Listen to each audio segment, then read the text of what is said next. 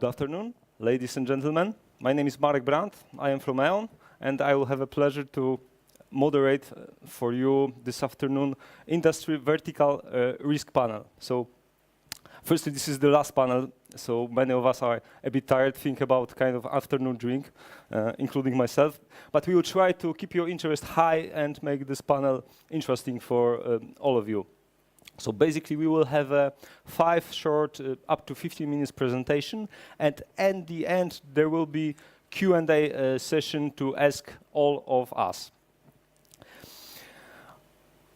So just to warm you up, I'll try to make a short story. So first, a question: who knows the American toy retailer called Toys R Us? Please, hands up. Oh, many of you, because they also have a store in Krakow. Yeah, so big retailer, $12 billion of annual revenues, 70 years of history, and actually 2 days ago they filed in the US for Chapter 11 protection. So quite a news for our industry. And what are the reasons? Basically, direct reason is their inability to pay $400 million debt due into the next year. But if we again dive deeper, we will see that the underlying reason is that actually a few years ago they underestimated the risks of new entrants into their industry. So subsequently, this is another example, this is the next example of the old trade veteran who is losing a battle with the new kids of internet trade, like Amazon, Alibaba, Taobao, whatever we will call them. So the point I would like to make today is when we will look strategically into risks in business, we shall not only focus on the risk that we and our client are facing today, but mainly on the risk of tomorrow, because at the end this will impact the way how they will pay our invoices. Oh, can I have a prompter? Just, where's this? Okay, it's here. Okay, so let me please few words about my company, E.ON. Basically, E.ON is a big international company which provides services around risks. So risk management, insurance broking, consulting, and actually we have 50,000 colleagues worldwide, but it's 1,400 colleagues here in Krakow. So it's for me, it's a very Polish company. I'm quite proud of this. And I am part of E.ON Credit together with Remco from Netherlands. And what we are doing is our services around credit risk, credit risk insurance, credit risk advisory, risk finance. Personally, I am in E.ON for 18 years, so quite a long also for me. And I am responsible for E.ON Credit in Poland and in Central and Eastern Europe. Okay, so basically, at E.ON we love talking about risk. We do this conversation every time. I think I would personally not be a good credit risk manager because of my personal attitude to risk. So, for instance, a month ago, I underestimated the risk of the storm and almost made my yacht collapse in the water. Luckily, it ended only with the lost head sail, so the front sail of this. So basically, as James' workshop shown in the morning, we all have a different perception about risk. So to not be biased by my own perception, I thought to talk about risk, it will be best to refer to the voice of our customers. And many of you here are also customers of our company. So E.ON is conducting biannual global risk management survey. And this study is designed to help companies identify and manage risks in actually very complex environment and changing, which is today. This is the study, quite impressive. It's quite a strategic study for us. It's 120 pages. I bet nobody read it in full, but there are a lot of interesting findings. If you would like to have a hard or soft copy, you are welcome to me. And a lot of companies surveyed, even quite almost 200 companies from Poland participated in this survey, so it's a very local and central unit, when talking about the findings. So I would like now to invite you to the quiz. Please open your inventory application. And please indicate which risk has been nominated by companies worldwide as the most important one in 2017. There were 55 risks inquired. You see some selection of these. Some are standard, some are new risks. There has been a lot of questions about the organization of risk management in the company, how the companies are managing risk in various areas of the organization. So I wait for the votes.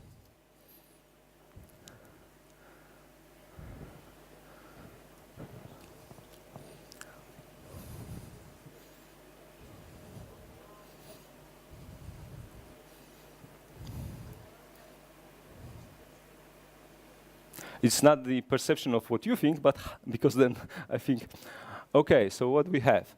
Political risk uncertainties, very good. What that's the number one. The second would be property, no, excuse me.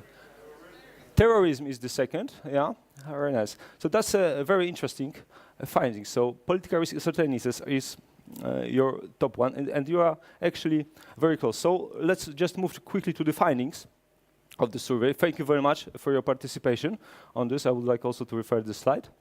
And let me move to what our report has shown. Okay, just a second. Okay, so as Warren Buffett said, it takes 20 years to build a reputation, but 5 minutes to ruin it. So actually, damage to reputation, to brand, not to Marek brand, I hope, is the key risk indicated globally. So particularly today, in the era of Twitter, many companies are very vulnerable because negative information quickly disseminate around the world. When we will look at respondents in Europe, you will see economic slowdown. It's quite obvious due to Brexit implication, due to uncertainties in various markets in our region. The risk, which you name it, is also very high in most of the regions, also including Poland. So regulatory legislative changes. And going to Poland, you may also see that counterparty credit risk is ranked very high. So why is this? So firstly, when we will look at the insolvency ratio in business in Poland, we will see only moderate increase. But actually, as some of you know, the job of credit managers in some industry became a work of a blind mine detection unit. And it's because of very extensive tax investigation, who sometimes nobody knows where they are already conducted. And the results already has, killed in recent months quite good businesses. Yeah. Surprisingly, you will not see here, for instance, tornadoes like weather disasters. These are old risks. These are well managed by most of the companies, insurable, and no big worries for this kind of events. Yeah. If we will also look at our credit risk, you will see that a number of risks is among top 10, which directly or indirectly influence the way our customers are paying money. Okay, let me quickly move to the final findings. So what this means, basically, as you will see, most of the risks are not insurable. You cannot even hedge many of these risks. So as if you have a company, you can insure your assets, inventory, trade receivables. You can even insure the account payables on the dark side. But you can never insure you against competitive innovation in your industry. So therefore, when talking about future risk, this is also one of the inquiry. We will see that actually risks relating to competition, to changing client expectation, to innovation will be even higher on the agenda of all industries. So the words we hear like big data, blockchain, disruption, they are challenges for many of the industries. And I think it may be that very soon we will have to answer a question, how to evaluate credit risk and how to manage credit risk in a Bitcoin transaction. Thank you. This was a short introduction from my side. Now let me please introduce Piotr. This is reporter.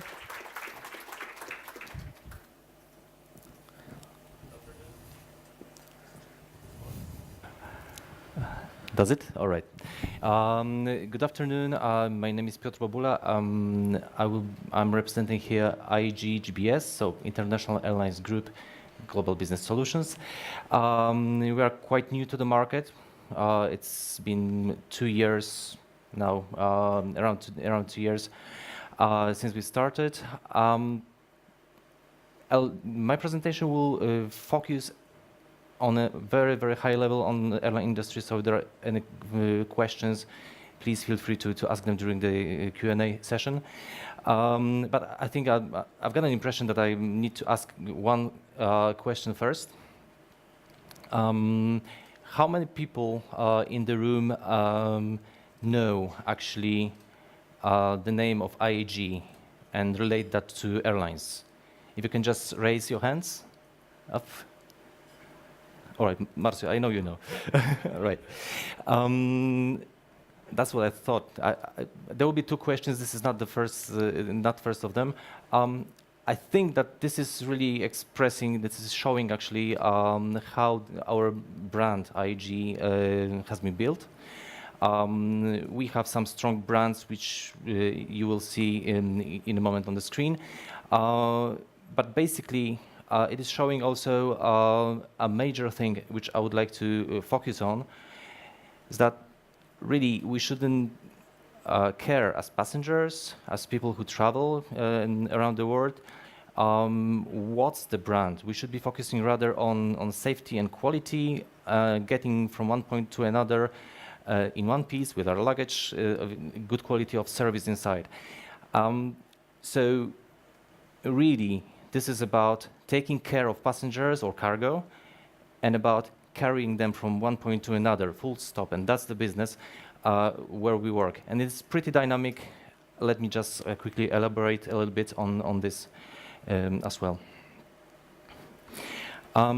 Just a few words, just a random fact book about airlines. Airline industry works actually 83% of the market works under IATA, so the International Air Transport Association regulations and solutions.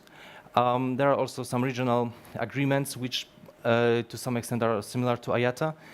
And the good thing about this is that there are already some solutions for paperless exchange of invoicing.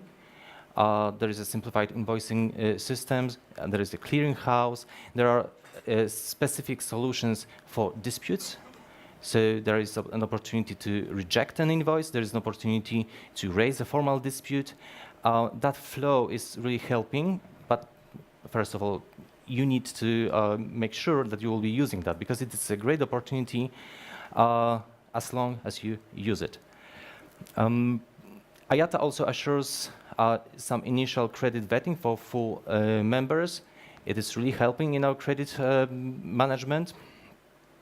Again, I will just refer to yesterday's masterclass. I think you will not use it properly without proper policy in place. So there are opportunities and risks. There are opportunities and some things to do within the company, within the group, to make sure that the credit and collections will work properly. There is one word, some abbreviation called ASK, so that's available seats kilometers. That's how airlines measure their capacity. So that's actually referring to one seat and its journey. Yeah? So it's a number of seats available multiplied by the kilometers. And that's how actually we were trying to benchmark ourselves. And obviously, there is a discussion regarding the revenue per unit. So there is an ASK, which is referring exactly to the revenue.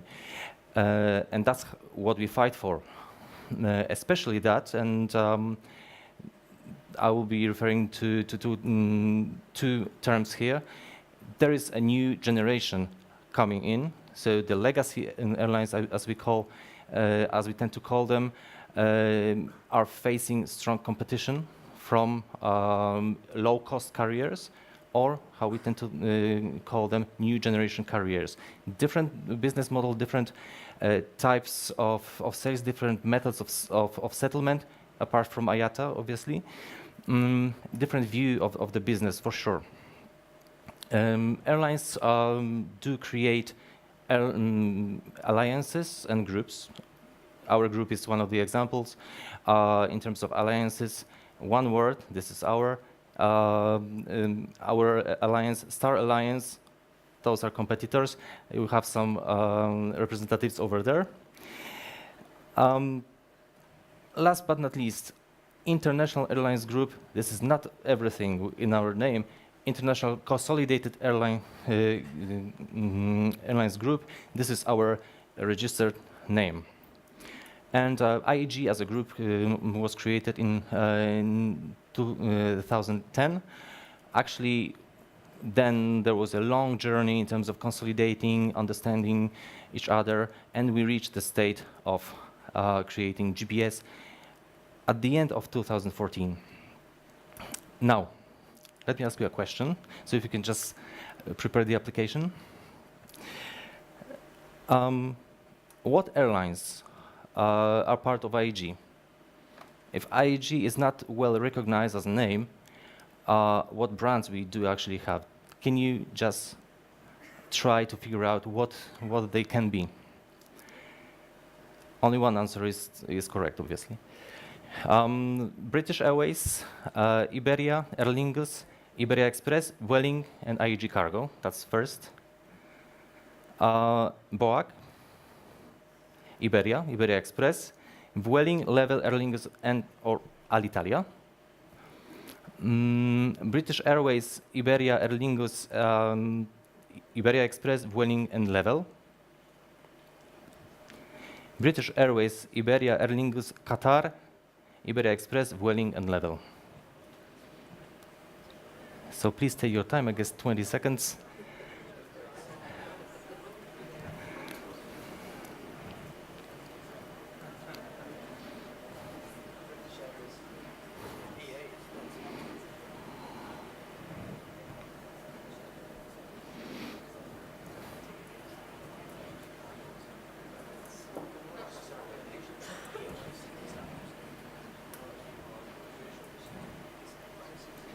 All right, let me see.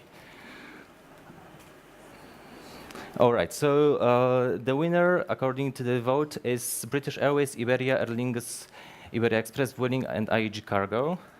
What was out? The rest are more or less similar in the score. Well, actually, what airlines are part of IAG? IAG Cargo is not an airline. I will elaborate a little bit on it. But the rest is more or less true. Yeah. So the true answer really is British Airways, Iberia, Aer Lingus, and then Iberia Express, Vueling, and Level, which actually has a division, an important division in the middle. Difference between first three and others is that first three are more or less legacy airlines. So the full service carriers, where we are used to have full service for free, usually. Now it's changing a little bit. Versus Iberia Express, Vueling, and Level, which are new generation carriers. We have all of them. And as you can see, we've got British, Spanish, and Irish companies inside the group. What an opportunity, what a challenge.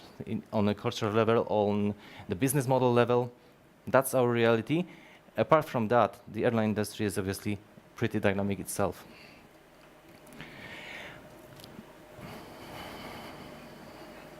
Yes, exactly. Apart from IAG Cargo, which I mentioned that is part of our group, is one of our operating companies, we've got also Avios. That's, let's say, the loyalty program or bank of points, actually, which works within the group, between our members, and it's made available to the passengers. IHGBS, as we tend to call ourselves Center of Excellence, not shared service, this is one of the operating companies as well. So we are there since actually Christmas Eve 2014 to bring excellence, bring standardization into the group. And there are also subsidiaries, more local ones like Air Nostrum in Spain, for instance. Basically, we can say that we work as a whole in hubs. So we have hubs where we have majority of slots. We basically keep our aircraft. It is changing a little bit with the new generation carrier, but so far it is more or less true. In terms of numbers, the group has actually over 500 aircraft. We travel to 279 destinations, and there were over 100 million passengers flown last year.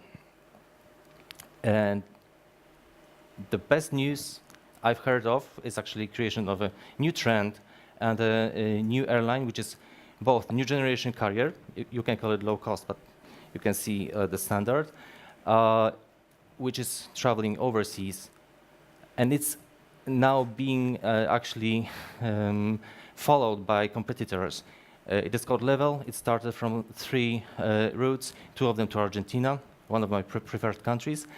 And it's looking really great because we are a trendsetter in this area. Well, our ASK for last year, it was 7.56. We are slightly below our competitors from Lufthansa, but we are growing and we are expanding not only capacity, but really we are looking into what's the revenue per unit. A set of numbers which I believe will be presented later on. We will have a discussion on them. This is comparison between different industries. I would like to say 2 things. Behind the numbers, where we can see that we are pretty okay, I would say. We are not going to extremes.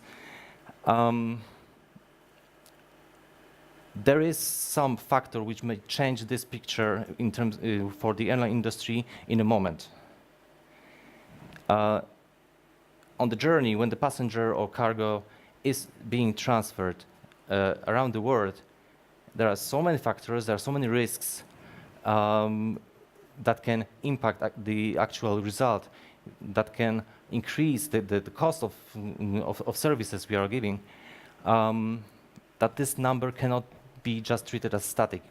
We need to be very proactive, we need to be very dynamic in terms of identification of risks, and obviously we need to be ready to react when necessary. Because, as I said, the most important thing is to make the passenger travel as desired. Nothing else really matters. Now, employees, new generation carriers, they are changing the picture because they are really focused on the business, not on the maybe service we were used to, but they are definitely focused on the business versus the back office roles. So everybody from the crew, even finance teams from new generation carriers need to be ready, need to be committed to deliver to the business for the sake of the business. And really, again, the business goes first, and it is changing the picture of the standard full service carriers. Major challenges in terms of risks. You may argue with this list. I think that there will be a chance during the discussion, but for sure the dynamic political situation, it's been shown as one of the well-recognized risks worldwide anyway. One thing to mention, we work with governments, because first of all, in order to fly over a country, we need to negotiate with the government.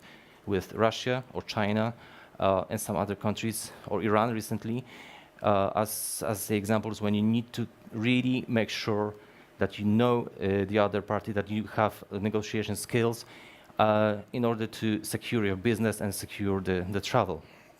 And then terrorism, in terms of securing basically the travel, safety of the passengers or cargo.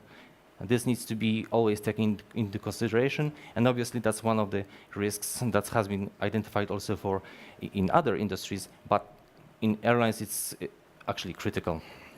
Fuel pricing. This is rather obvious, but this is actually one of the major risks in terms of running the business, because we highly depend on fuel. So on one hand, obviously, we need to be cost effective in terms of usage. We need to optimize our network, our slots, but also we need to make sure that we will be developing our fleet to use fuel more efficiently. And this can change in a moment. When you look now at Venezuela, for instance, we have there a combination of political situation and fuel pricing, a killing mixture actually. Law changes, for instance, European Union directives on passenger compensation. In a moment, actually, and also in the light of the same principle, making sure that the passenger will not be impacted by something that may happen, by the flight that is delayed, is not taking place, and so on. There are regulations which are making airlines pay exact amounts or assure compensation in a different form for such events. Also very risky situation for a business. High competition and push for cost reduction driven by new generation carriers, that's what we mentioned already. And obviously exchange rates. And the second part, fraud attempts. Fraud, especially for credit cards, and also because of the new generation carriers, new ways of payment. The more purchases are happening directly, the more opportunity for a fraud in credit cards area. That's what we are facing actually, and every company is really worried about that risk. And into that picture we come. Here in Krakow, actually, and we have our colleagues working in other centers as well, but we are here actually as a core of GBS. And by two facts of being set up and being set up actually in Krakow, we are bringing an immediate value to the group which we can build on. First of all, we have talents from a developed corporate labor market.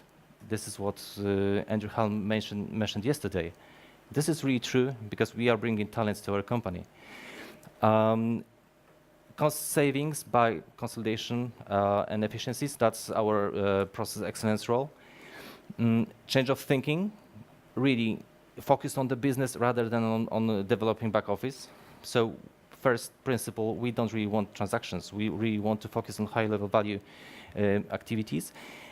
And then we are focused on assuring seamless process from ticket booking until the flight is actually flown or a compensation is given. That's why we are bringing all the processes together. That's why we are consolidating processes and eliminate any gaps, also in order to be able to react when needed.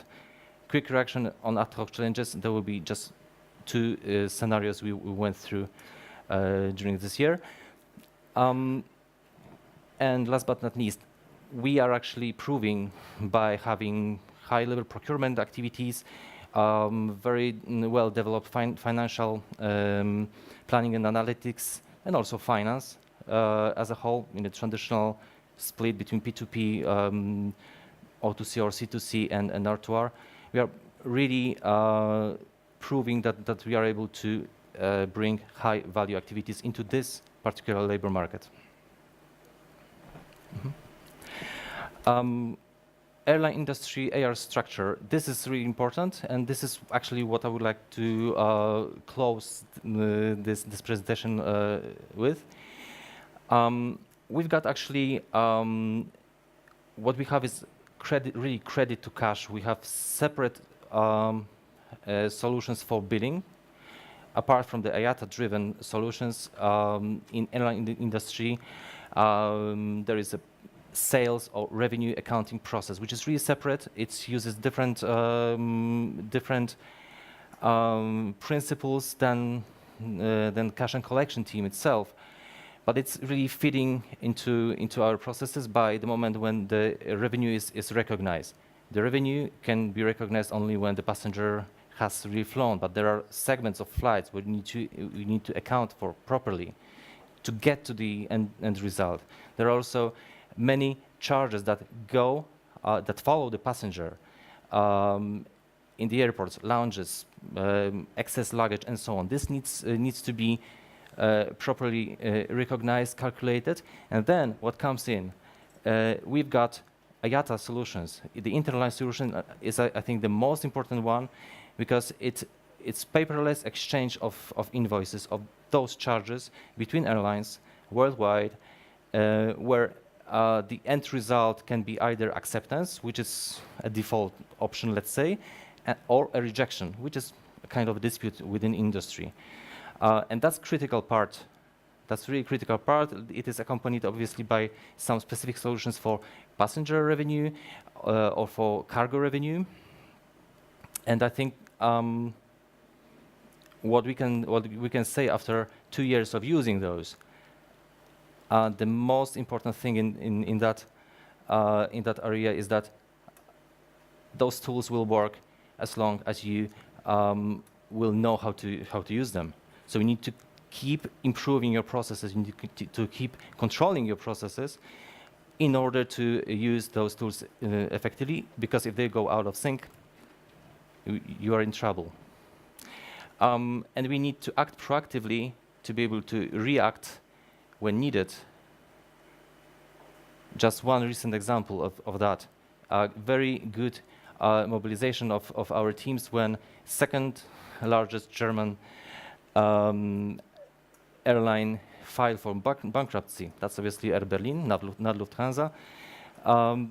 That's the case where actually everybody got immediately engaged. There was one single call on a bank holiday in Poland where Spanish people were also having bank holiday from a senior manager saying something's wrong is happening to Air Berlin. Everybody got mobilized. We sent an early warning message to all the operating companies. We mobilized also the teams who are responsible for revenue recognition for them to check whether we built Air Berlin everything we wanted to. This is still ongoing. We have still time, but not exceeding 28th of September to claim what we want them to pay. Then they will be just simply protected by the wall of law, right? So this is how we work. This is how we operate. That was another example, but I've exceeded too much some of the points. I think that it will be available in the presentation later on. One last question, right? After the presentation, if I may ask you, what will be actually on your mind during your next travel? I know that the presentation could have been better, 15 minutes just, but anyway, thank you very much, Mark, for the invitation. But what will be your thought? What will be your point of focus when you will be traveling next? Will that be tight conditions in managing airline business? Or maybe just your travel schedule and planned holidays? Maybe how GBS can add value to businesses in airlines? Or the difference between low cost and the full service carriers? Please take your time, 20 or 30 seconds, and I'm curious to see the result.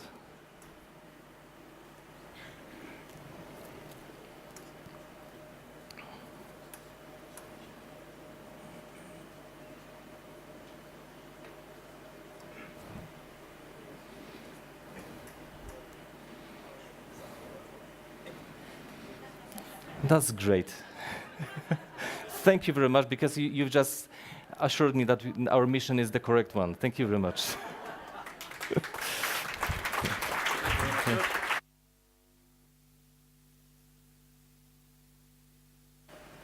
Hi. Thank you, Piotr. So I think I have 2 minutes left for my part. Okay, so nice to see you all. Thanks for inviting me, and thanks, Mark, for convincing me to present. I'm Paweł Osuch. I'm representing Philip Morris International Service Center Europe, located here in Kraków, not far away. And I have a pleasure to tell a few words about what's happening now in our company and how SSC is prepared to handle that and how much it impacts our SSC and my team, being Credit to Cash team. This you've already seen. Just to mention that I'm representing, of course, fast-moving consumer goods as the only one tonight. And as you can see, it's maybe not the biggest, but definitely one of the most interesting sectors, at least for me. Okay, question. Just to warm you up, or maybe I should rather say to heat you up, but not to burn you. What's the temperature to heat the tobacco in a special device in order to release a nicotine-containing vapor, but without burning it? So options are, and I think it's the up question, yeah. So it's more than 600 degrees, 1000 degrees, 150, and around 350.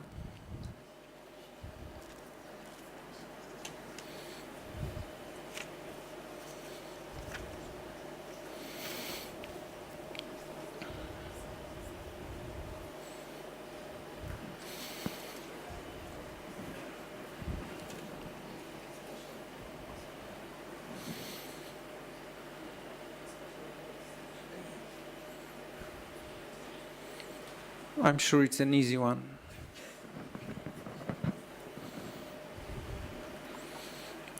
Kind of, yes.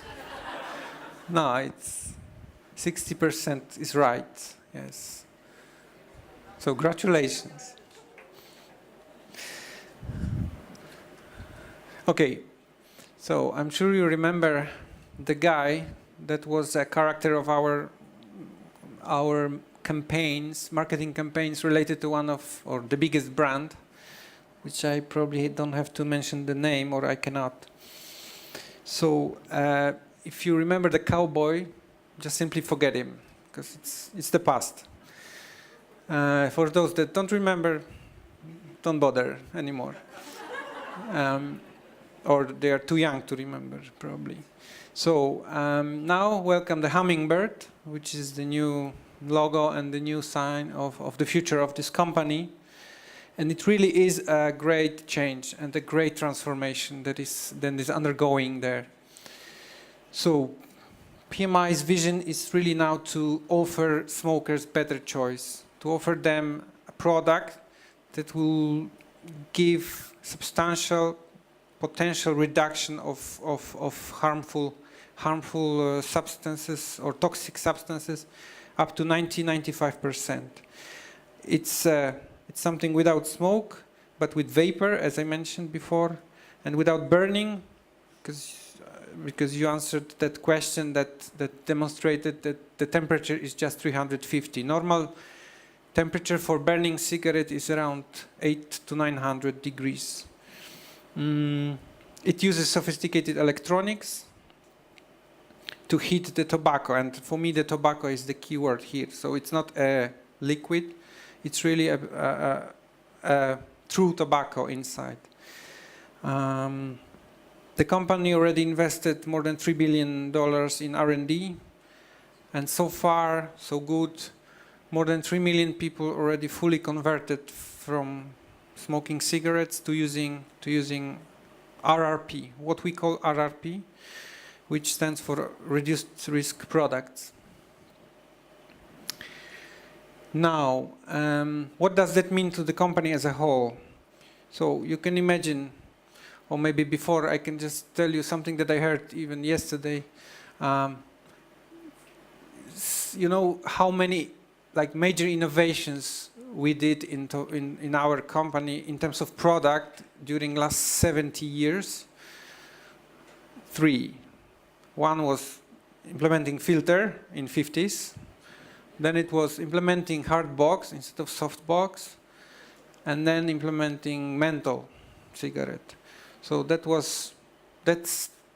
shows how much innovative this industry is. So now, and now it's changing.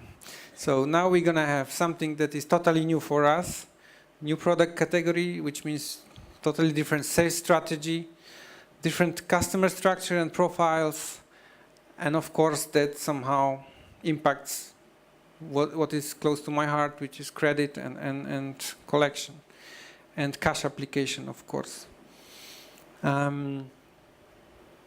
Now, challenges, which I prefer to call what makes our work more interesting.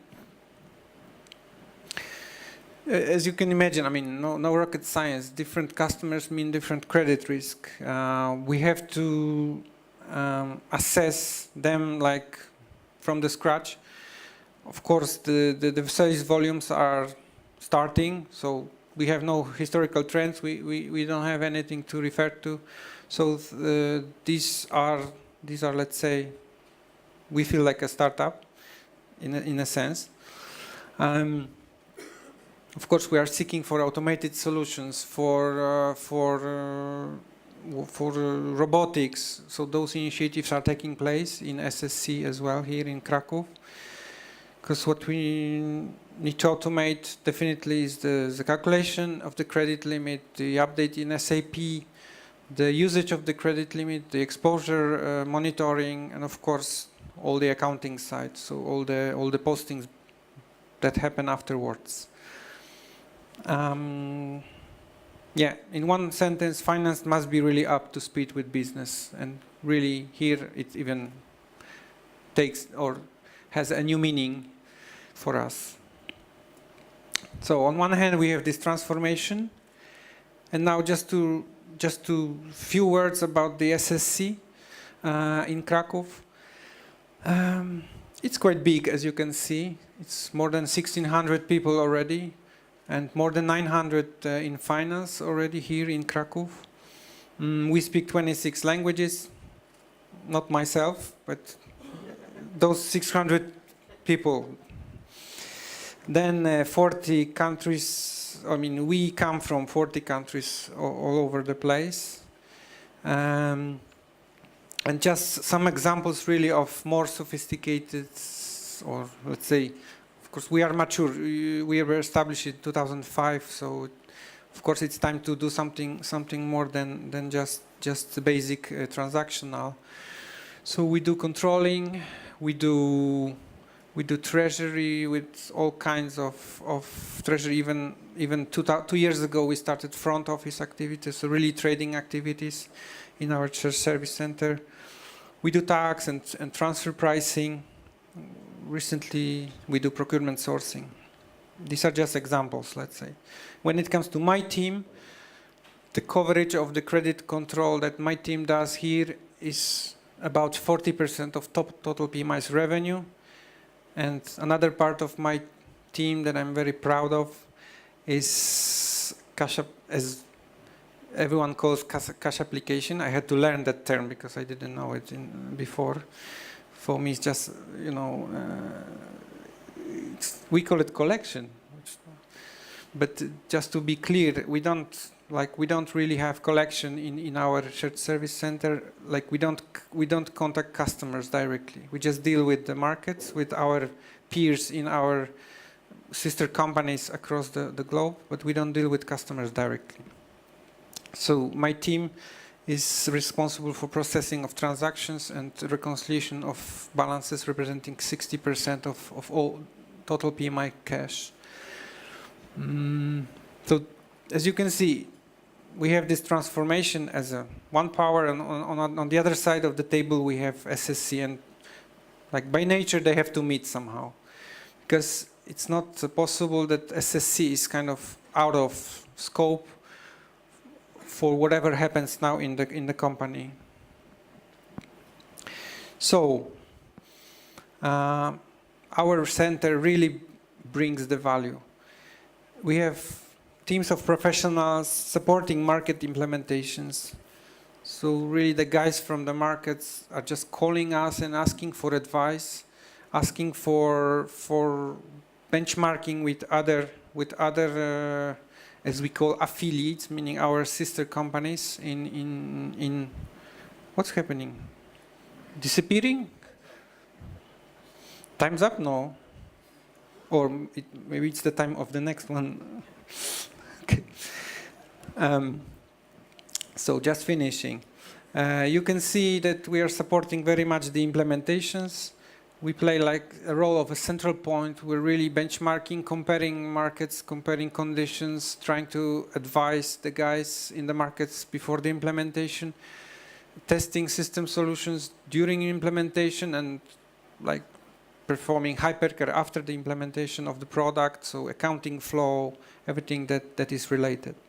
And just to share with you some real life questions that we tend to receive from market finance directors when they come to visit us or over the phone.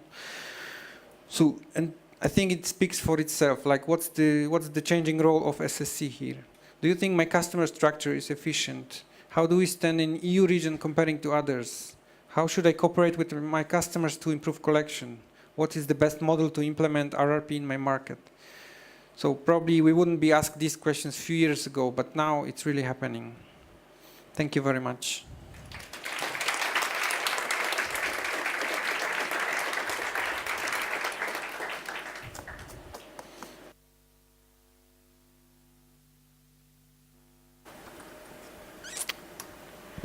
Hello. Yeah, I'm heard. First of all, thank you, Mark, for convincing me to bring this presentation. Was pretty hard. I know you asked me since quite a few months to do it. Quick update to myself. I am Stephanie Dinklage. I'm working for Alexion for nearly 4 years. And I know, Paul, that you are working hard to get my presentation on. Now we are moving to pharmaceutical industry, where we have some unusual characteristics, both in its structure and also in the nature of its business operations. Thank you. I'm going to show you again some numbers that you have already seen before. Looking to the numbers like this, they don't really make sense to see exactly how the industries are moving. Therefore, let us put some ratios in place and see a little bit more where we go as an industry. When comparing industries, it is useful to begin with some top-line figures. And a few things will jump out. Like, for example, the first is the high percentage of revenue that receivables represent for airlines and pharma. It's over double the other two. This tells us that these industries' payment cycles are far different and explain why there is such a huge focus on it. The second one is the revenue per employee and EBITDA per employee. They are far different. Basically, this is the cash generation ability of the business. Pharma has the highest EBITDA per employee, driven by the high amortization expenses.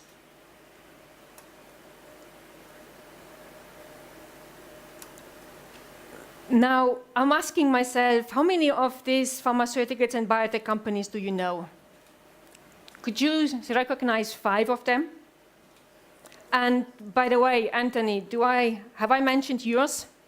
Allergan? Do you see it on the list? So the slide represents pretty much, and now I'm embarrassed that I don't have yours on, pretty much the pharmaceutical market in Europe. Many of these firms supply over-the-counter medicine. You may recognize them more easily. Others, like my company, Alexion, and Amgen, work on rare diseases and are less known. Often, the pharmaceutical industry, as we probably all know, have a bad publicity. I will show more of this later. I have a question for you. And you may use the iPhone or Samsung. I shouldn't use brands. Or any other device. The question is, what is the largest factor in the cost of a new drug? Is it cost of capital? Is it operational expenses, manufacturing costs, or R&D costs? What do you think?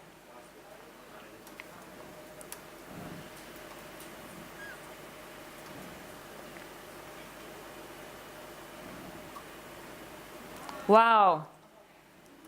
You're absolutely right. I'm impressed at how many of you put the thumb exactly in the right spot. Actually, it's right.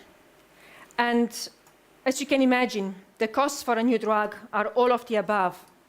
But the last is generally the largest and most variable cost for the pharma industry. Major companies in this industry can pay 10 to 20 percent of the revenue for R&D expenses. The top R&D spending companies are usually automotive and pharma companies. Let us talk about the major challenges pharma is facing. When we speak about challenges in the pharma industry, we are distinguishing 5 topics, 5 main points. The first one is the social perception of the industry.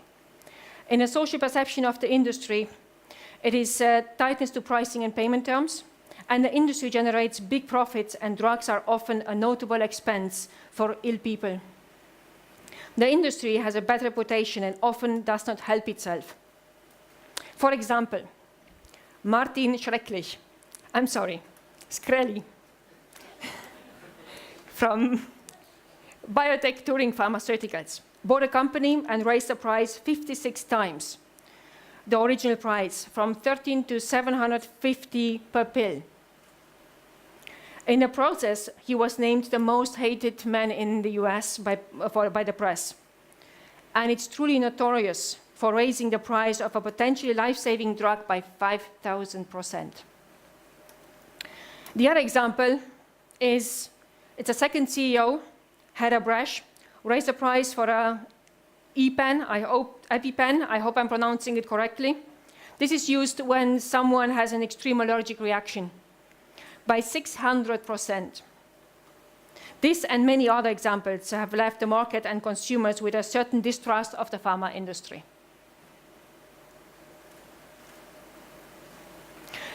If we look, for example, to the second one, which is the regulatory environment, regulations determine what product will be launched, will reach the market, and eventually the patient. Regulations on how to sell it, market it, how it is priced, to whom to sell it. There is a large governmental component to this industry. The other one is substitutes, generics, and biosimilars. Generics and biosimilars are reducing the value of pharmaceuticals and put pricing under pressure. The patents for a typical drug are only valid for 20 years in the US and 15 years in the EU. And you need to spend thousands of dollars to patent every single component of the newly created drug. The substitutes take away your cash flow stream before you had a chance to recover your R&D costs. Then we go to counterfeiting. What is particular to pharmaceutical counterfeiting? Counterfeiting is a big issue, and not only because it reduces the sales, but also, and that is where we have to keep in mind that medicine counterfeiting is much more of a threat to public health than to company revenues. What is the most counterfeited drug in the world?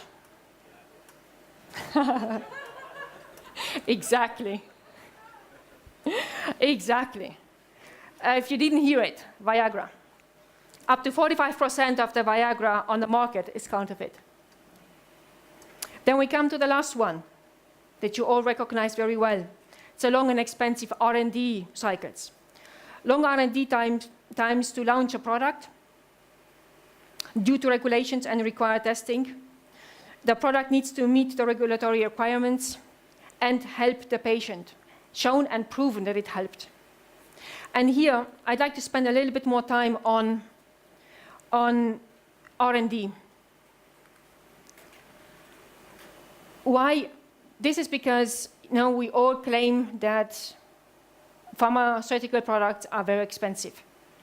But when you look, for example, to what I'm going to show you now, is showing you the major driver for pricing in the pharma world and why R&D is expensive and time-consuming. This is the R&D process of a typical pharmaceutical drug prior to market launch. Look at the potential costs given the timeline and the number of failures before developing a commercial product. New drugs can easily take 10 to 15 years before they hit the market and generate revenue. And since patents are, as mentioned earlier, good for 15 years in the EU and 20 in the US, you can see that this makes for a short window for high returns. To be repeated for nearly every government, and we speak here about EU, US, Japan, China, UK, some products need a decade or more before they see the market. Pretty impressive when you see that failed R&D efforts or mergers with bad R&D pipelines are a key driver in corporate shake-ups in the pharma industry. And combined with the success rate, this determines the long-term viability of the firm and causes pharma companies to put great pressure on their receivable teams to keep receivables current. For us in the credit profession, every reduction in receivables as a percentage of turnover that we make can directly fund the lifeblood of the business, the R&D pipeline. And this brings us to the core of the business. And I put in here the O2C cycle. And I put it in here this way. I'm showing it how I have visualized it for Alexion. Yours may vary slightly, but in principle, the stages are the same. Maybe with different names, maybe from other departments, but it's pretty much the same. From the customer's acceptance and onboarding to its creation in your ERP system, the order entry, you look to the shipping that are sold, that are shipped, invoice creation, collection, cash allocation, to the final stage, which is the monthly report that we hopefully can present and our stakeholders are happy. You will see the O2C cycle split in O2I and I2C. As much attention you spend to these sections, the better they will serve your company to keep an eye on your resources and usually spend time to correct incorrect taken actions. Just a few examples. Coping with incorrect customers' details, incorrect entered in your system, or shipped goods to incorrect hospitals sections, like, for example, gynecology instead of oncology, which is easily done when you create a customer. Invoice not released on time due to system errors, so no billing, but you ship the goods. Incorrect stipulated price on invoice, which happens very often. Cash applied to similar named customers, which is also brings us actually to my next point, where I would like to focus a little bit on the I2C, the invoice to cash. Speaking about credit management, as you have seen before, I believe that all sections of the O2C are impacting our performance in credit management. But I want to emphasize the I2C because this is the most influential and relevant in closing your books every month and making sure that the money is collected in your own pocket. I mentioned earlier shipping goods to incorrect hospitals section. And I have to tell you that if you think this is not a big deal, it is. Out of experience, I have to tell you that the most important your medication is, the worse it can impact the perception of your company's service level, especially if the patient is desperate to receive it. At Alexion, we are supplying life-altering drugs, which is crucial to our patient. It has to arrive on time. And not only on time, but it has to arrive in the right division of the hospital. And the right physician needs to be there to get it and infuse it. This lack of proper service will not only impact your external perception for your company, but also your internal, your credit team. Because your credit team will need to perform a complete investigation with every individual department within O2C to reconcile the case internally before trying to negotiate a way out with the customer and convince him to settle the invoice. This is a hassle, and I know yesterday in the training with Patrick, we had some words on reconciliations, but if you have to dive in reconciliations, it's a tough business. It's not easy done, and it's very time-consuming. I also mentioned the incorrect applied cash. I say cash applied to similar named customer. Isn't it funny? Can happen, right? Or the customer has been recreated for whatever reason, has been decided we just recreate a customer. So you have the receivables on one end and the cash in on the other. The time spent by your staff to trace the correct customer invoice extends not only to time loss, but frustration and irritation to your external customer and internal customer. And you will not keep your credit team happy, I tell you. I move now to how does credit team bring value? From my experience, a company's IT system, and I know we touched this again, and we had it yesterday with John, has to be priority number one. And why? Because it requires to be fast and reliable. You cannot afford to have to wait 15 seconds to have an action that you, a command actioned. And this is what happens today. 15 seconds is almost nothing, but it matters if you're looking for something and you can't find it. And this is a lack of system that it's not actioning the command that you have given. So one of them is leveraging better IT system to manage automated invoicing. Make sure your system is adapted to bill everything that leaves your company. Have you ever encountered that your system failed to convert shipped goods into an invoice? Have you always billed what you shipped? Automatic dunning system. What about informing your customer portfolio of their open invoices and perhaps past due invoices? An integrated system that does this for you on a monthly or even bi-weekly basis. This is a form of proactive cash collection. Sophisticated order blocking management. Unfortunately, at Alexion, we cannot block orders. Our medications, our drugs are too important, and we have to negotiate a way out without blocking orders. Whatever it is, we cannot block orders. But I have to tell you that avoid sophistication. It's very important that you have a system that can tell you when a customer is not paying you and when you have to take certain measurements to mitigate your risk. The last one is ACH, or better known as automated clearinghouse, or bank-to-bank payment systems. I believe we have seen today quite a lot of improvement ideas. I should not spend a lot of time on this topic. I just only say that if you're not taking advantage of this, you are losing many days of DSO and valuable resources. I could extend this with an example, but I try to keep the deadline. One of the last points that I have here is higher need for local language. It was mentioned before by everyone. The language skill set is very important. I'm also including maybe the empathic use of language. The empathic use of language means that you know the cultural value of language in the country where you're operating. And the final point is knowledgeable of local trade instruments.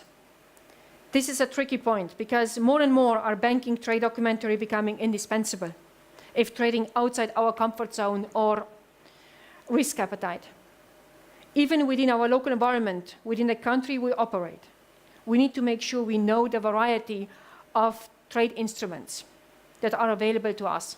As for example, RIBA has been mentioned today, or maybe yesterday.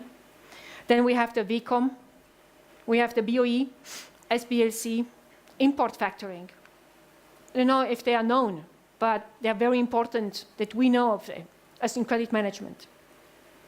It doesn't make us legal experts, but at least we have them, we know they are there, and we can negotiate with the customers.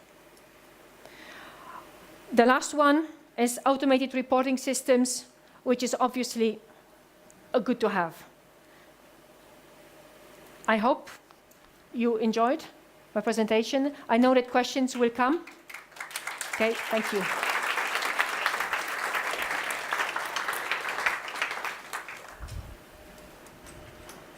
Hello, can you hear me in the back? Okay, I apologize for that. I think they're oh, it's there, excellent. Okay, so I've been asked to speak about the trends in the automotive vertical, and is doing so to correlate those trends to order-to-cash concepts. So I'm with Delphi Automotive, and Delphi is the leading supplier of automotive technology to OEMs and vehicle manufacturers and commercial vehicle manufacturers. So real quick about Delphi. Delphi is a $16.6 billion company. We have 166,000 employees globally. We operate in all 4 regions. We operate in 46 countries. We have 155 trial balance submitting entities, and we ship 83 million parts per day. So a very, very large company. A little bit about me. I actually started with General Motors 40 years ago, just short of 40 years ago. And Delphi was the automotive components group of GM. We spun off, and of course we've become leaner over time. We have 3 operating divisions and 1 aftermarket group. So sticking with the deep dive, we've put the trends into various swim lanes, and we only have about 5 or 6 slides. Piotr will end it. I think we have minus 18 minutes. But Piotr's only got 46 slides, so don't worry. Okay. Traditionally, our portfolio has been any automotive manufacturer that you can name. So even in China, Brilliance, Great Wall, Skoda here, any OEM. So those are our key customers. The Pareto rule kind of applies. You know, that's 80% of our dollars, maybe 20% of our customer numbers. Then we have the aftermarket. So I think you guys are familiar with Speedy. If you're in the US, you would know Napa and CarQuest. This is where we have parts on the shelf, prior model year parts that we sell in the aftermarket or to dealers. And then lastly, we have our competitors and our comparators. So maybe they'll quote with Fiat on some type of a part, and we've been selected to provide something that goes into their overall component. So those are our customers. But OEMs are diving into the high technology space. So when I was starting out, the big 3 were Ford and Chrysler and GM. Your kids will probably see Tesla, Google, and Uber as the big 3. So we're migrating much more into to be a technology company, and as such, order to cash should keep up with that technology. So I should say that we're structured as Global Business Services, GBS. We have shared service centers in Shanghai, in Krakow, and in Hyderabad, India. So I'm responsible for order to cash globally for Delphi, and that includes everything from order entry through billing, collections, reporting, You didn't hear me say cash application. That's done in Hyderabad in our back office. So they're part of our overall team. So the order to cash technology, and this is interesting to me, is that we're all saying the same thing, completely different industry verticals, but we all use the same tools and we all have the same issues and risks. So predictive analytics, we link our workflow tool with D&B and Credit Risk Monitor to do some trend analysis, and by looking at the credit scores, try to predict bankruptcies. We have a workflow tool. We use rapid process automation. We do robotics in our cash application team in Hyderabad. And we use third-party agencies, like, for example, Atradius is a partner of ours. Okay, so robots have been part of automotive technology since the 80s and 90s, but as I mentioned, we're moving into a much more high technology environment.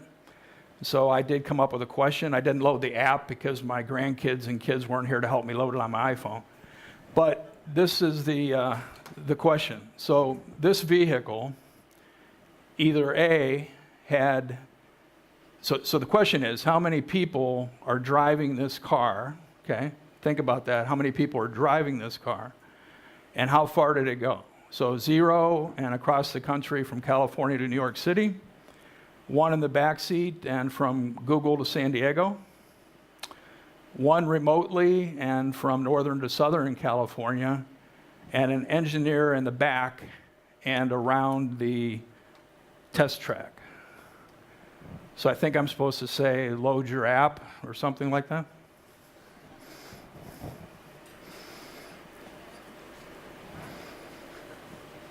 It's the longest 20 seconds in the world.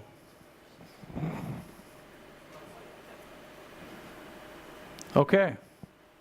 40% of you got it correct. So it wasn't really a trick question. There were 2 employees in the back seat, engineers, but it did drive itself from San Francisco to New York City in 2015. It was an Audi SUV equipped with our autonomous vehicle technology.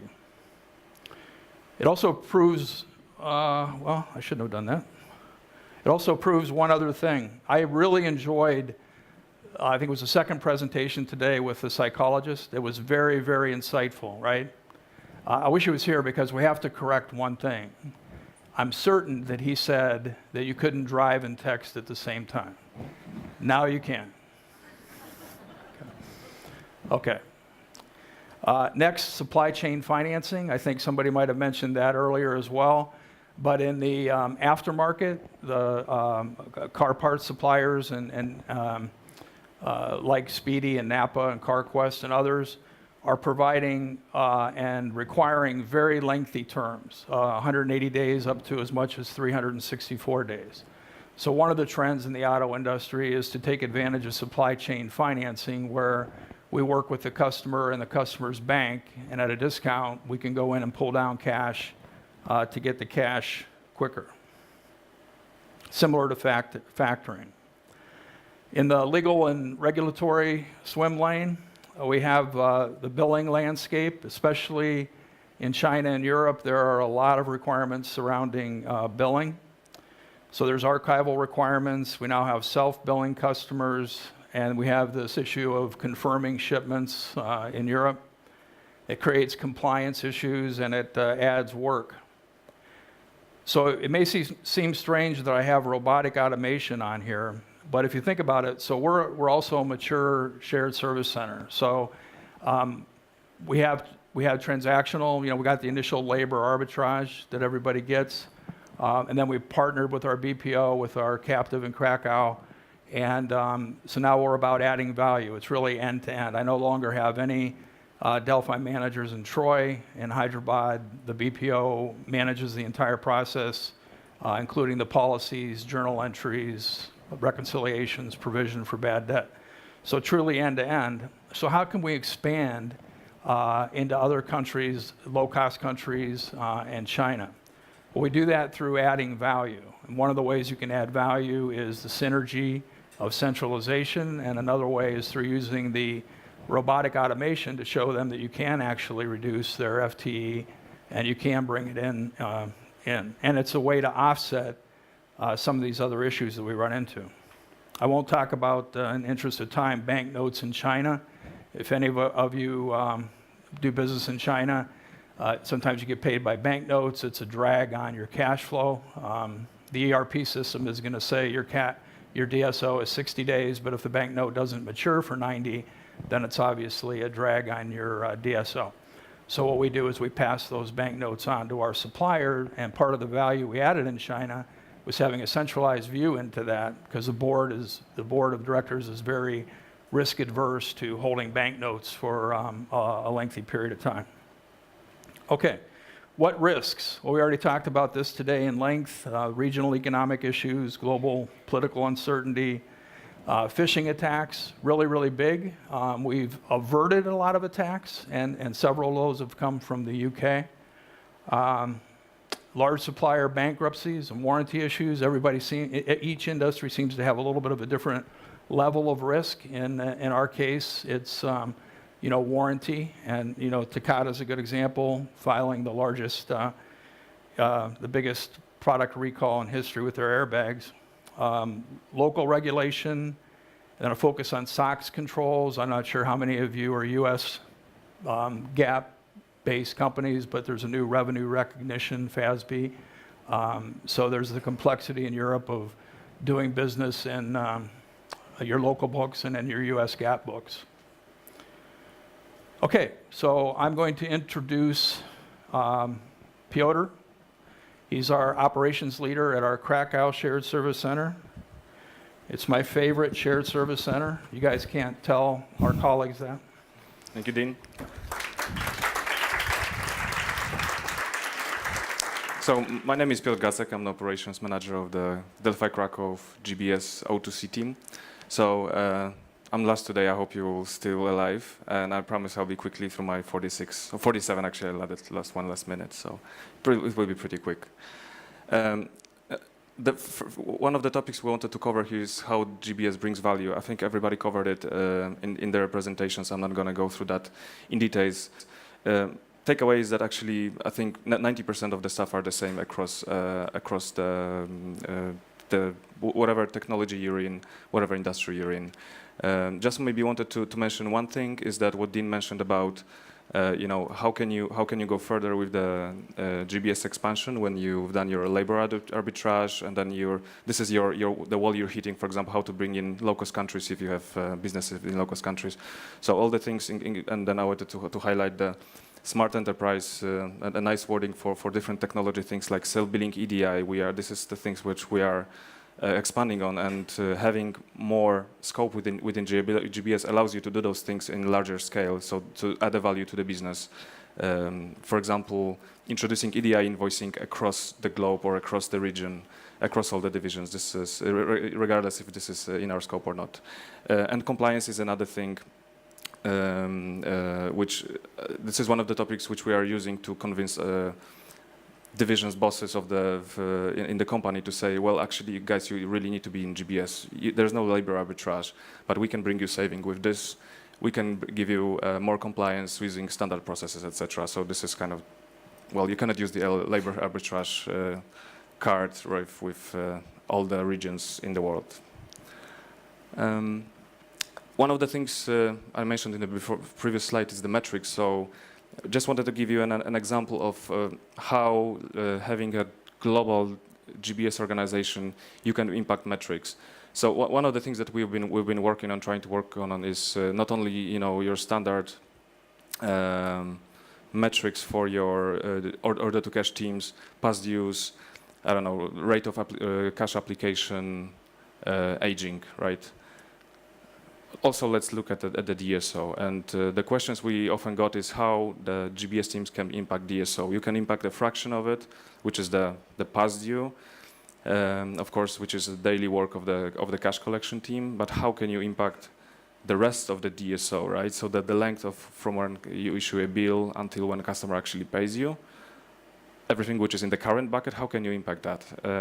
Well, actually, there are some things you can do. I'm not going to go into all the details, but well, the key is of course to have your analyze your data, and couple of hints. First of all, understand your customer's payment terms in details. For example, if you have a next 60 days, does it really mean that customer will pay you on the 61st day after you issue invoice? No.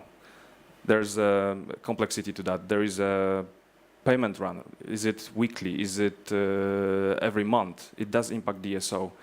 And I think the biggest, the most important thing that we focused recently, I would call it, it's even a low-hanging fruit. If the payment day is impacted by the invoice receipt date, in this case, anything that goes wrong in the billing process does impact the payment date. So if you have a huge sales, high-volume customer, which in contract specifically says that the payment date is, let's say, next 60 days from the date of receipt of the invoice, then you might be in trouble if you have a problem in the billing process. This is what we actually experienced. And this is the first biggest customer that we identified that we want to work in terms of DSO. Again, if you have customers like this, then you have to be really careful. So that this is the message that we are passing to our teams. Identify those customers, understand your payment terms, not only how long are there, but all the specific details, contractual details. Get a contract, find what's exactly written in the small letters there regarding what's the trigger for the payment date. This is extremely important for the DSO, and we have some success here. And another thing that you can do, analyze your payment terms also across the portfolios. So especially having the global data, having the global view in your workflow system, you may find out, and we did have instances like that there is a given customer group with standard terms, let's say 45 days, and for some reasons you find out that you have accounts in given region, in given PBU with longer terms. Why is that? You can always challenge sales guys and say, are these really the right terms? And we also had examples when we managed to challenge that and actually change the payment terms to the standard ones per customers. Again, I'm not going to go through all that. Just wanted to highlight two key points which I think are most important. The second point, the predictive analytics, and especially the forecasting tools. When we build our collection process, we wanted to make it, we call it a proactive collections, right? We don't start chasing invoices once they're due or get overdue. We started at least a month before they're due. We have very, very tight metrics targets set up by our management, so we needed to set up a proactive cash collection process. And one of the best things that we implemented that proved working is forecasting. So even weekly forecasting that would show you where you would be by end of month. And if you share it with your counterparts, especially with the functions which are helping you the most, should help you with, meaning sales. And if you have their buy-in into the process, meaning they know that this is also their target, if you manage to convince them and convince their bosses that it should be in their, yearly review, then you really can make the difference. And we have examples of that. When we do have a buy-in from sales, we do have a good forecasting process. It really does help to work with to manage the final metrics. And the second thing, dispute management process. This is something that we were struggling for a very, very long time. Automotive industry, I think, like any other high volume production industry, is one of the biggest challenges is dispute management. So here, just a few words. Standard cash collection workflow tool. This is the key, and standard processes. This is the key. Plus the buy-in from the function. Sales, PCNL in our case, and quality. These are the three main functions to which cash collection team needs to provide a meaningful, detailed data that will tell you where is the problem, what you guys haven't done, where you have aged disputes that you need to work on. This is something that we are focusing in last years, months especially. We are, I would say, in the middle of this journey, but it's already proving that it's the right way to do, and definitely this will be our focus, apart from all other things that all you guys mentioned, automations and all that. Okay, I promise I'll be short. So I think I'll leave you with that, and then if you have any questions later on, I'll be here around. So thank you very much. Thank you. Thank you, everybody, for sharing a valuable experience. We have still a few minutes for questions, so I think at least first 20 will be answered. So you're welcome.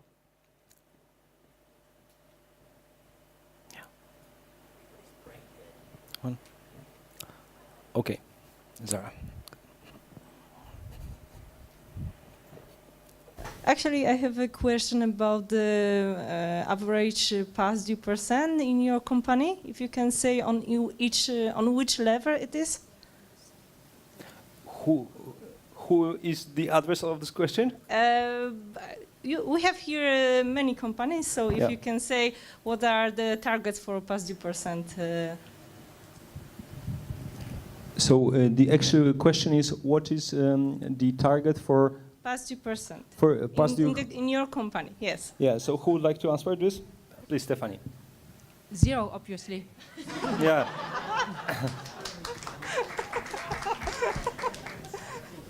And in real?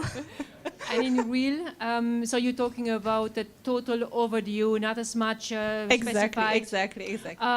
In ours, we are in the range between 7 and 8%. Okay. Well, she works for me. And so she was trying to convince you that that we have too low of a target. I can just comment that we don't have KPIs for that. I think it's a bit aligned with what Stephanie said. We are doing utmost not to have any. And honestly, I cannot give you statistics for the moment, but the target is 0, right? Yeah. In our case, I think that there are different scenarios within the group. One of the worst, I would say, let's put it this way, one of the extremes is 40 to 50. Yes, there is one, but others are much better. I don't have an average calculated. Thank you very much. Very good question. Next, please.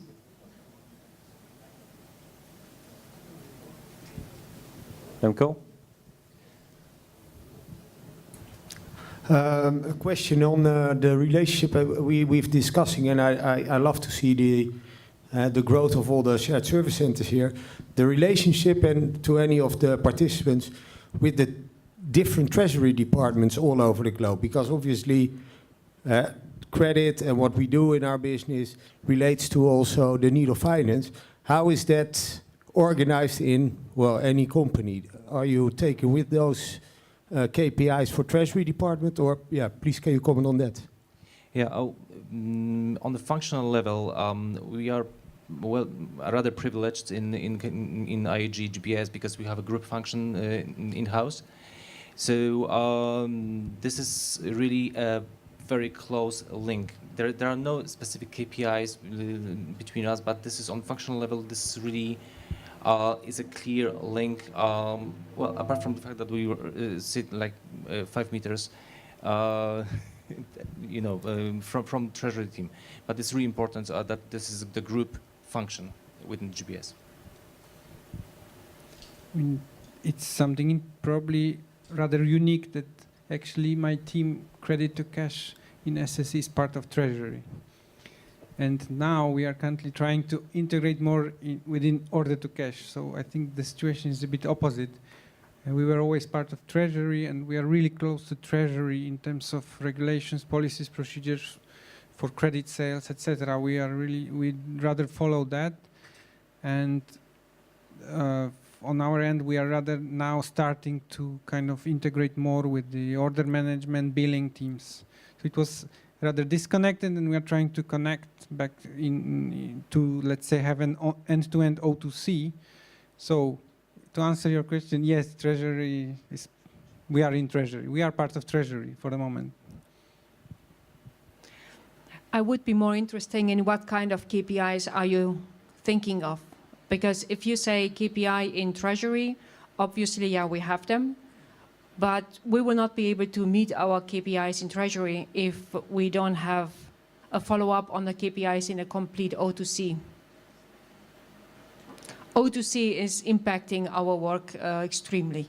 So therefore, we have KPI set up for the O2I, I'm sorry, I have to put it this way, O2C sections. And therefore, we try to manage as good as possible the KPIs within the credit management department, part of Treasury. I don't know if this answers your question. So in Yes, Delphi, yes, sorry. Yes, no, partly, but KPIs, treasury, I really mean more the communication between each other, because one cannot go without the other. And there are enough examples where the two different departments do not talk to each other. And I think the cash that we generate in our business is key for the strategy on treasury and the growth of the company. yeah, so in Delphi, Treasury is not part of GBS, but it is regional, and it crosses the same coverage. We do stay in close communication. In fact, in Krakow, we've actually incorporated factoring, the treasury factoring into GBS. From a policy perspective, we're responsible for credit management, setting up customers and their credit limits, and the treasury policy calls out over a certain sales volume a year, then treasury has to approve it. And we send them cash flow information globally, because we do have a workflow system that sits on top of all of our ERP systems. So we communicate together, but not exactly part of the same team.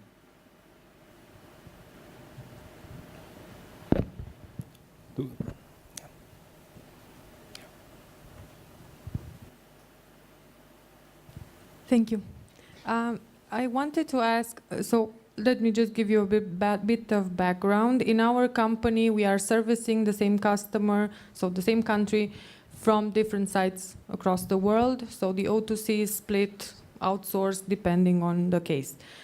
I'm not sure if it happens in any of your organization to be that split, so the process is to be that split across countries or different cultures, but what would be a successful tip to implement in order to make sure that the O2C the flow is as efficient as possible? So do I understand the question correctly, that you have various sites across the globe, Yeah, and you deal with the same customers, so you have Exactly. multiple customer contacts? yeah. So the key step would be to centralize and create a shared service center environment. What that enables you to do is implement the vision that I've had, and that I'm very passionate about that, actually. So we used to be very divisional focused, very site focused. Now on Piotr's team, we have a collector for fiat, a collector for PSA. It's irrespective of the site, irrespective of the division. And we do that with our major customers, our major OEMs. So we call it cross-customer collections. But I agree with you that it's much, much more efficient to have one collection front office face to the customer. I have myself no comments on this, as we don't have this experience.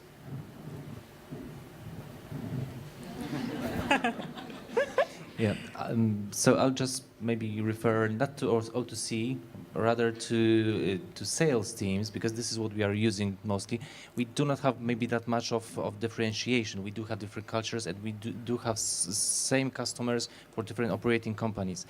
But what happens then, it seems that in our case, the proper connection with commercial teams works really well.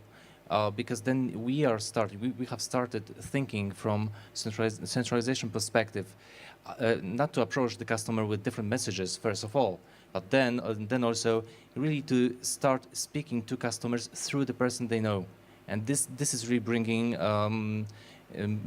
huge value actually, because then the customer sees the connection between credit risks, collection activities, and what they are interested in the business. Yeah. Sorry if you're allowed to go twice or not, but I forgot just 2 quick points. I don't want to make it sound too simple. You can't do that centralization without having language-specific capability, right? So we could not call from a collection agency in New Orleans with a Southern accent to BMW, because after they get done laughing, they'll just hang up on you, right? So I will say that we have that model in Krakow, and so our Piaget collector, speaks French. We have collectors who speak German, So to have that model, you do have to take that synergy of being centralized and the language. Frankly, it's one of the reasons we picked Atradius, because they match our footprint, you know, in terms of uncollectible items that we would want to move within the region or within the country. Thank you.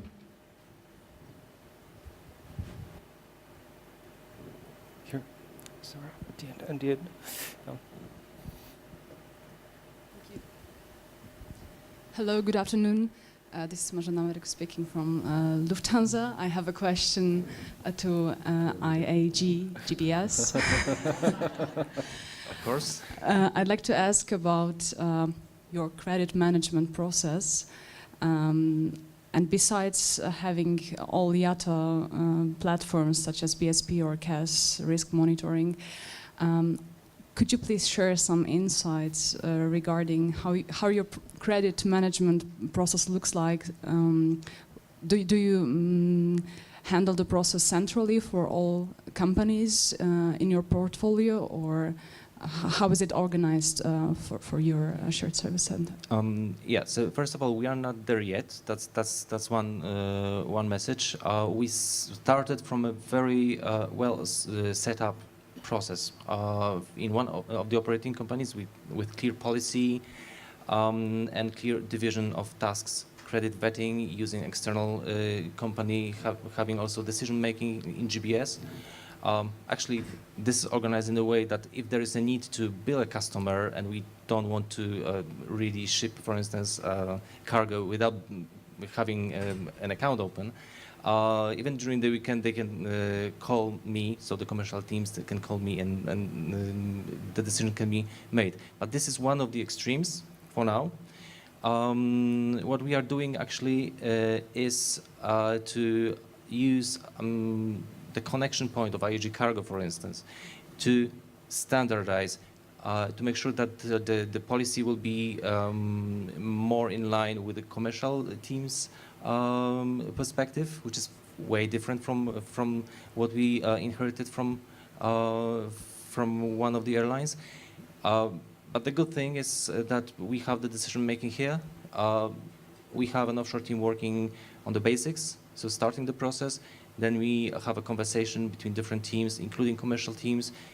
Then, based on the policy, a decision is made with proper securities. We tend to use cash deposits or bank guarantees. There are some other securities we can use, obviously. And that's how it works. This is what we need now. This is the plan for actually next 12 months to spread this and centralize a little bit more within the group. Thank you so much. Hi. Hello. This is Lukasz Guzman from Schaeffler. Question to Dean and Piotr from Delphi. You said you are doing something now with the dispute management. Could you tell me more about that, please? Yes. So briefly, I think for everybody else, or we can talk later as well. So Delphi grew up with a lot of different acquisitions. So we have a lot of legacy systems. We went through bankruptcy from 2005 to 2009. And in doing so, you know, we really didn't invest in a global standard ERP system. We're starting to do that, moving more and more to SAP. So we needed a workflow tool to sit on top of our legacy systems to be able to get the reporting and the aging and those types of things much more effectively. So we migrated from that to using reason coding. So if, like in our industry, we have a lot of price disputes, maybe tooling, prototype, quantity, return material, quality. So we started doing the reason coding, and now we've migrated to actually doing the escalations to the various point of contacts in the workflow tool. So the email goes right out of the system to the POC. That enables us, if everybody's using the tool 100% of the time, 100% properly, that enables us to then get a Pareto of root causes. It enables us to not get interrogated by sales about accounts, but to proactively send them a POC query report that says, hey, your managers have had this dispute this long, and it allows us to escalate vertically a lot of what the other company from Ireland was talking about in terms of being able to send the escalation out and then send it to the next level and the next level as opposed to horizontal escalation, which is really more of a reminder. So it was an evolution of enhancing our workflow tool. I don't know if that answers your question. Yes, thank you very much.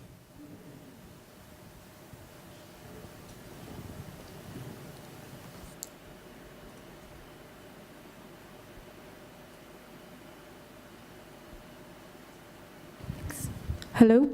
Hi, this is Paulina from Hitachi, and I'm interested in your cash forecasting process. So do you forecast weekly, monthly, or quarterly?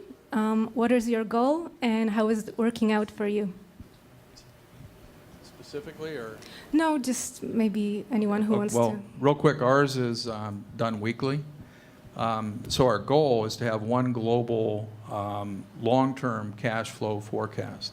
So this bolt-on tool that I talk about, we've done a few things, right? So General Motors terms are net 47 days, pay on receipt, pay on Tuesday. That's their stated commercial terms. If you look in SAP, you'll see an amount just simply due every 47 days. So we've used algorithms, and it's taken us probably a year to get all of our customer base with the right algorithms to show the accurate payment date. And then we go 5 weeks out when we send the forecast. So therefore, we do have some net 30 terms. And what we do to resolve that is we go back and take a 3-month average of cash receipts, and then we add that average to the 5-week window. So it's not perfect; it's still in development, but that's our vision, and we're starting to get there for a couple of our regions.